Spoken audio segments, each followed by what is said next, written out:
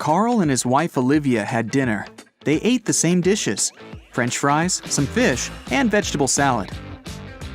Half an hour later, Carl felt unwell and called the ambulance. But when specialists arrived, he was already unconscious. The man was immediately taken to a hospital.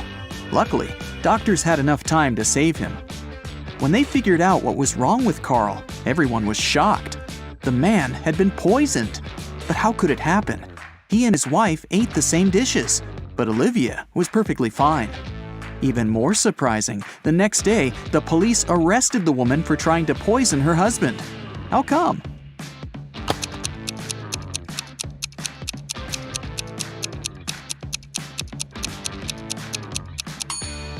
Olivia made all the dishes not salty enough and put poison in the salt shaker. Peter graduated from the police academy and began to work as a trainee detective. 1 week after the guy started his new job, he already had the first tricky case on his hands. One of his colleagues was investigating a series of crimes connected with smuggling. She was close to solving the case, but several days ago, the woman disappeared. Peter visited the last location where his colleague was spotted and found a note: 710-57735, 34-5508, 51-7718. Peter has 3 suspects: Bill, a manager in an oil company; Todd, a jeweler; and John, a car dealer. Who's the criminal?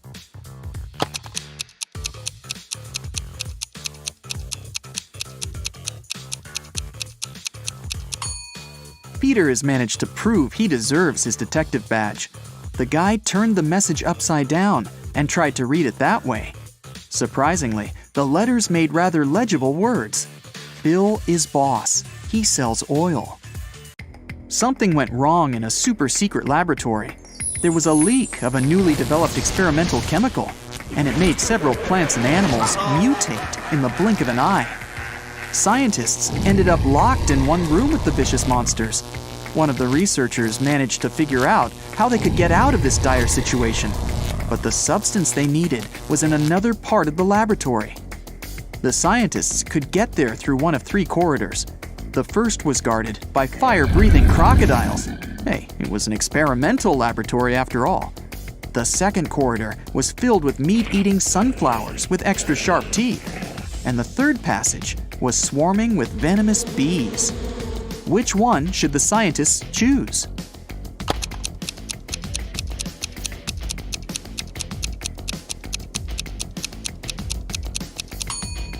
They should opt for the corridor with the sunflowers. Those are plants, and however scary they are, they can't move. Terry and Alice fell in love and started going out, but the woman's best friend Sarah was jealous of their relationship.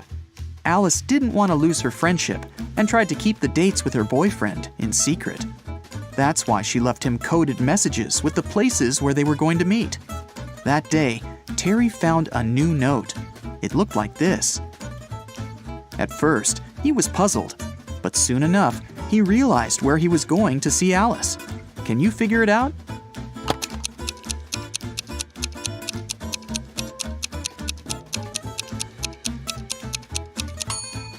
Alice told Terry to meet her at the street corner.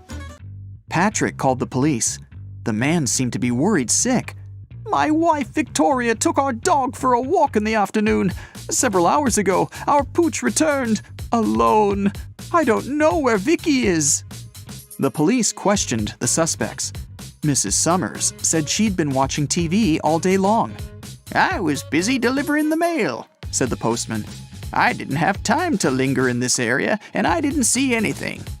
And Mr. Thomas told the police he'd been working in his home office. The detective knew at once one of these people was lying. Who was it?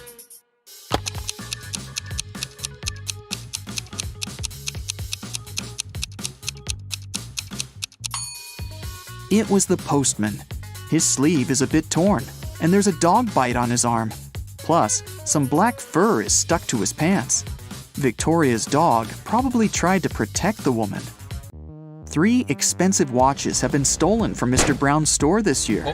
The police can't help the poor man. He decides to hire a private detective. When Laura arrives, she immediately asks for the CCTV footage from January to December. After watching it, she tells the store owner who the thief is. What has she noticed in the video?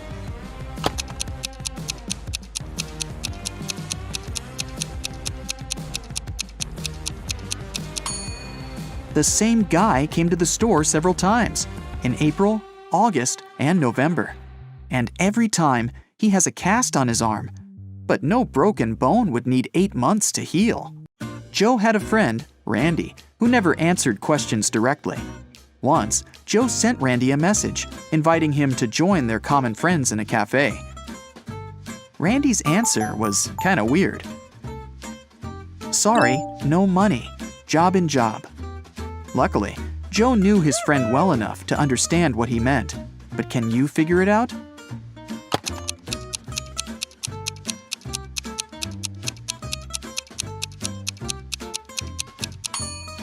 Randy meant he had no money because he was in between jobs.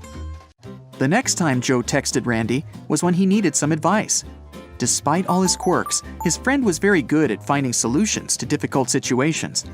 So Joe wrote, "My girlfriend took my professional camera without asking permission, and then she accidentally smashed it. What should I do?"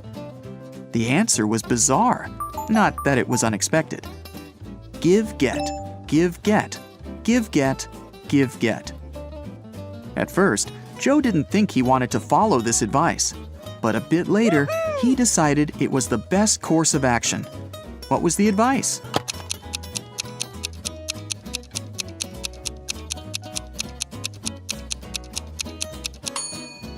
Forgive and forget. Dylan was an extremely popular guy in his office. Tall, handsome, funny, and friendly. But there was one thing that made certain people dislike him. The man had a new girlfriend every month. That Friday, Dylan came to work happier than he'd ever felt. He finally bought the car of his dreams. At lunchtime, he went to the parking lot to check in on his new toy. Oh no! His car was a mess, scratched and covered in paint. Dylan went pale and called security. He had 3 suspects, all of them his exes. Andrea said she didn't even know Dylan had got a new car. Catherine answered she'd been preparing a report for their boss and hadn't left her desk.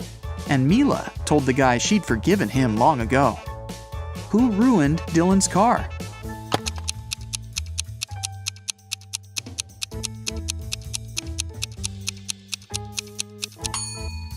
It was Catherine. She had some smeared paint on her skirt, and the color is the same as the paint on the man's car. 2 maids work in a small hotel in the mountains. One day, the hotel owner finds out one of them regularly steals stuff from guests, but he doesn't know which one it is. Look at these maids cleaning the rooms. Can you help the owner understand who's guilty?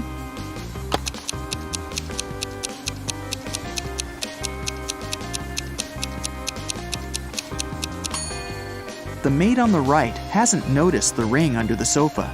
She might not be a great cleaner, but also not a thief. As for the maid on the left, she's spotted the ring and put it in her bucket. It means she's going to take it for herself after she finishes cleaning. She's the one who steals things. One afternoon, all the money was stolen from the register of a small cafe on the beach. The police have 5 suspects. All of them claim they haven't been to the cafe in the past hour. Look at them closely and try to figure out who's the thief.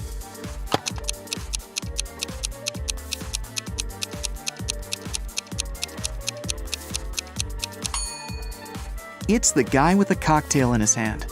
He definitely bought it in the cafe. But then, why did he lie about not visiting the place? Police officer Cheryl Adams was visiting her colleagues in another town.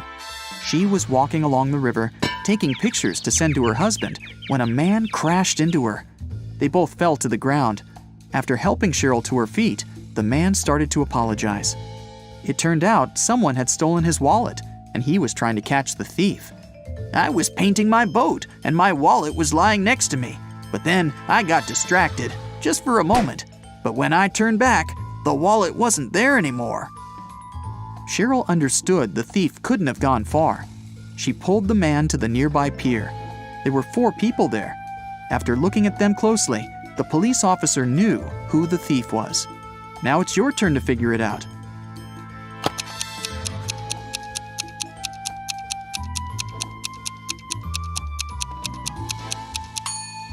It's the man who's talking on the phone. There's some green paint on his feet. Julia came to have lunch in her favorite restaurant. She occupied a table near the window and put her bag in the seat next to her. Once the woman gave her order to the waiter, she went to the bathroom to wash her hands. But when she returned to the table, her bag was open and her wallet was missing. The waiter told her he had noticed only one man passing by her table. He was short, with a tattoo on his neck. He seemed to go out to the terrace. Julia rushed there and saw 3 people sitting at their tables. She looked at them closely and soon understood who'd taken her wallet. Who was the thief?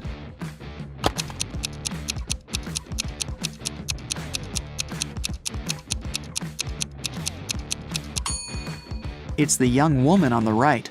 You can see a wig and some men's clothing in her bag. Plus, she's wearing a turtleneck to cover her